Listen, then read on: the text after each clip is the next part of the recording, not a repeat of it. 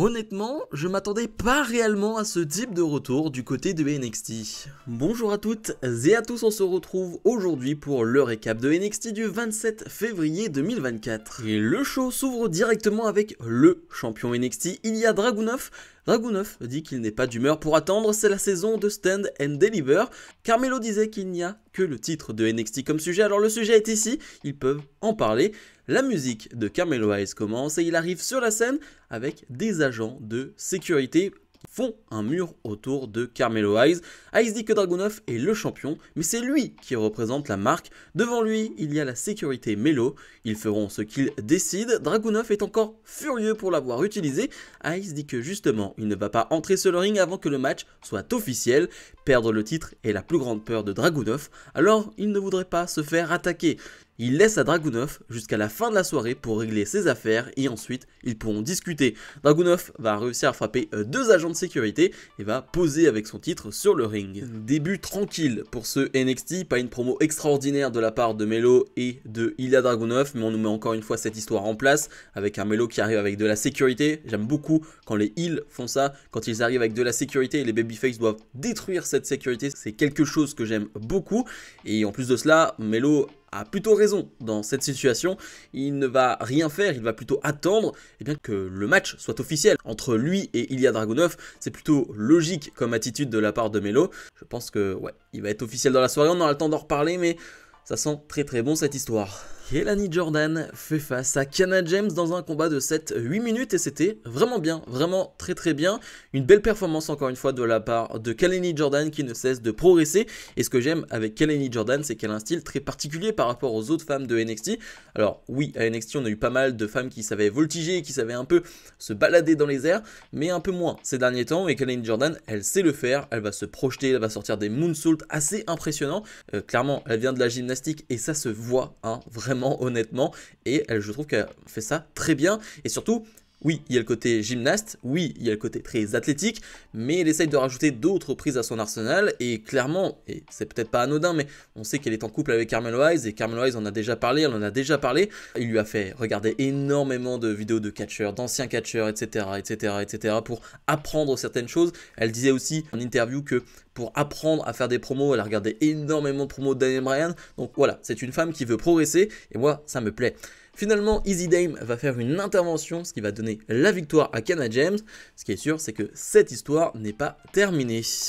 Aussi, Karl Anderson et Luke Gallows font face à Edris Enofe et Malik Blade, un combat de 5-6 minutes qui était bien. Là aussi, belle performance de la part des babyface Blade et Enofe. Ce qui est intéressant à voir, c'est la performance de The OC. C'est le type de performance, je pense, qu'on aura de leur part à NXT. C'est-à-dire que leurs adversaires vont briller, vont être les plus jeunes, vont être les plus dynamiques, et eux vont finir les matchs. Eux vont être plutôt sur certains moments, ne vont pas être présents pendant tout le match entre guillemets, mais à quelques moments vont se réveiller. Évidemment, c'est une équipe qui a un peu plus d'expérience, qui est un peu plus âgée, il faut le dire aussi, n'a peut-être plus ce peps là, et donc je pense que c'est plutôt logique de voir ce type de combat avec The OC, mais moi ça me va. Ça peut être le type de combat qui peut me plaire et je trouve que ce combat était vraiment bon. Évidemment, c'est quand même bien dû à Malik Blade et Edris Enofe. The OC vont faire simplement une prise dans ce combat quasiment et vont remporter ce match. Après le combat, eh bien la Chase University, Axiom et Nathan Fraser, puis la LWO vont s'en prendre aux Good Brothers. Ils vont les enlever du ring. Ouais, ça craint pour eux. En même temps, ils ont fait une sacrée apparition et maintenant, tout le monde veut les chasser. Tout ça sous les yeux des champions NXT Bron Breakker et Baron Corbin. Bon, on peut s'attendre à une sorte de tournoi ou alors un match à plusieurs pour déterminer les prochains challengers. En coulisses, Tia Hale discute avec JC et Jasmine de Riley Osborne. Elle dit qu'Osborne a dit que la fille pendant le rendez-vous n'était pas la fille qu'il a connue ici, alors qu'il ne veut plus un autre rendez-vous avec elle.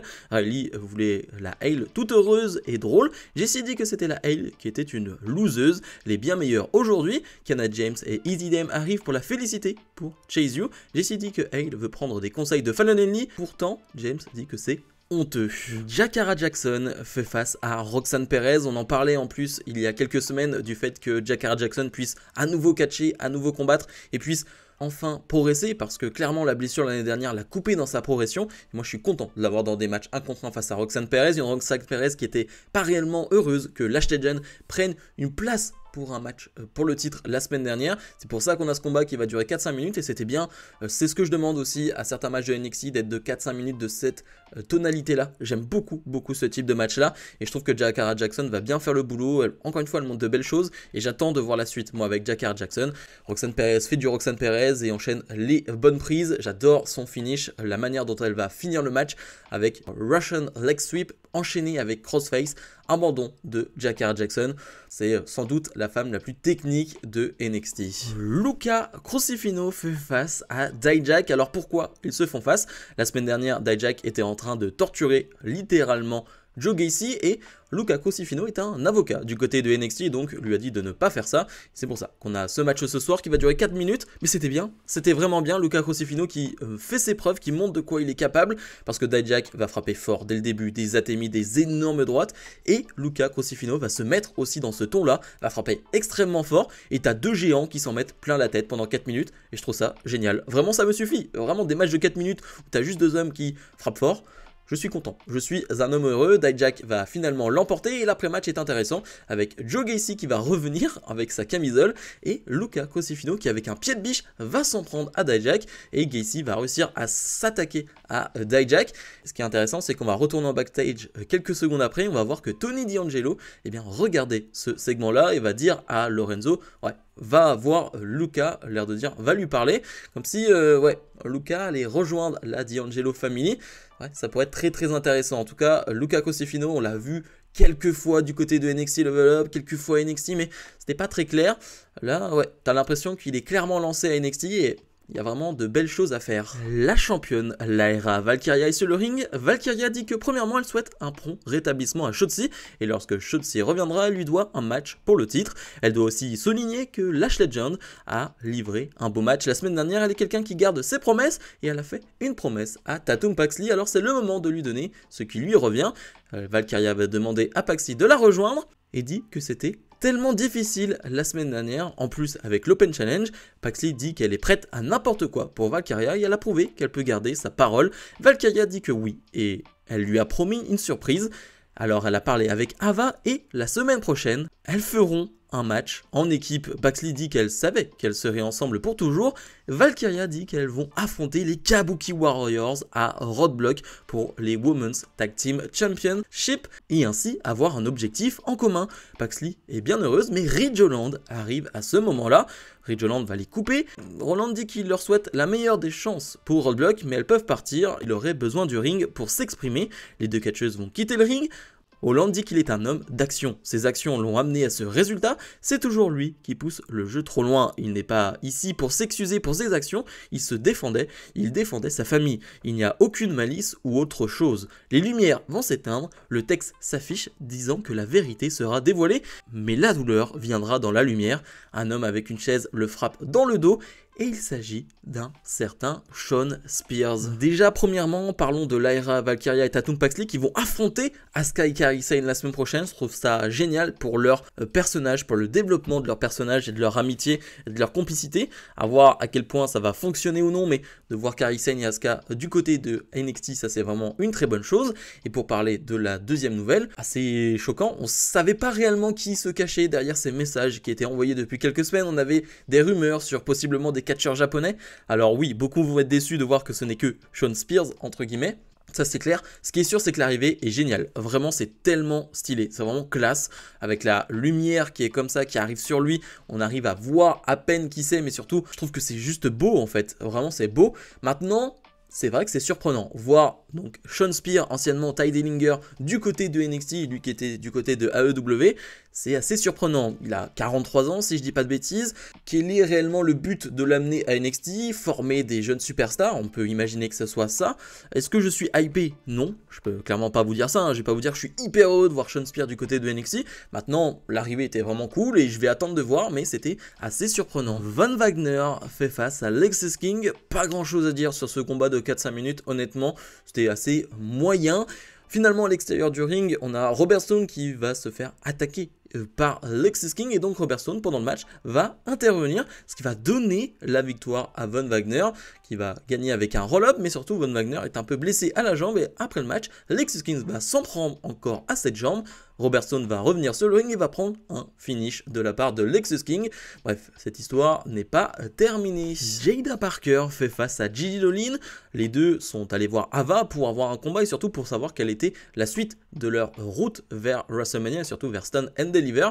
Et les deux vont s'affronter. C'est un combat de 4-5 minutes, même un peu moins, qui est bon. C'est bien aussi ce qu'on voit de la part de Jada Parker qui ajoute des prises à son arsenal et c'est normal. Elle va progresser petit à petit et de ce qu'on voit d'elle pour le moment, c'est bien. Pendant le combat, on a surtout Ariana Grace qui va intervenir, qui va être là, qui va arriver presque en pleurant parce qu'en backstage, elle est déjà venue voir tout le monde et elle a demandé finalement du calme. Elle veut que elles arrêtent de se battre. Elle veut que les femmes arrêtent de se battre. Et Lyra Valkyria lui a dit, mais en fait, c'est normal, on est à NXT, c'est normal de se battre. Et du coup, Ariana Grace va distraire Gigi Dolin, qui va lui mettre un énorme coup de boule.